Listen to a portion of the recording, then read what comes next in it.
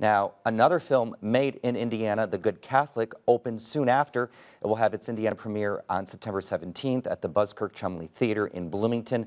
The film was shot in Bloomington, and joining us now to discuss filmmaking in Indiana is the writer and director of that film, Paul Shoulberg. Thank you very much for being here. Thank you for having me. So, you know, it's funny, I would drive to work here in Bloomington, and there you guys were. You were all over the city. Yeah, yeah. I mean, we were camped out on Kirkwood for weeks, and I can't even walk by there now and not think like I have something I need to do. Yeah. Because it reminds me of, it's kind of like my work set now. Every time I walk by everywhere there. So why Indiana? Well, the producers and myself, we all met in Indiana. Many of us are from Indiana. I'm not from here, but I went to grad school here, and we all, so many of us met each other while in Bloomington. So not even just Indiana, but this town specifically, we all have that in common.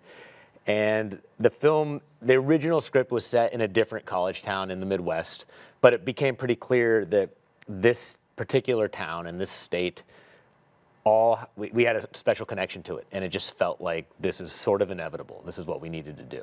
So some states have this tax incentive to offer filmmakers to be able to bring them in to shoot movies. And I know the State House here have tried to push for that in recent years. What kind of differences does that make when you're going out to shoot a movie? Well, if you have, you know, some states that have like 30% tax credits, every dollar you spend, you're getting 30 cents back. And that's a big difference as the budgets start to get bigger and bigger. That money is a very real thing.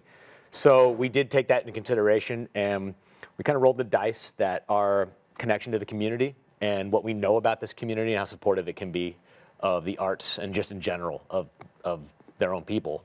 We rolled the dice that we could make up that difference in goodwill, and that paid off. This town really took care of us and made it. We got something that you couldn't really. There's no number to quantify what we got from the town of Bloomington in the state of Indiana. So we don't regret it, and we're doing it again. So we're gonna keep trying this, tax credit or not. We're committed to making movies here. So. Okay, so you said you're doing it again. Yeah. So can you share a little bit about what the next project would be? Yeah, it's another feature that I wrote and will direct. We're shooting in Indiana. It is a film called Miss Whitelight, about a young woman who has this unique ability to counsel people, terminally ill patients, as they're trying to let go. And while she's amazing dealing with them, she is really bad in dealing with everybody else. And it's a dark, dark, fun comedy about death. So. And how much do you rely on Hoosiers residents for these films? I mean, everybody around here, we from location to catering to transportation.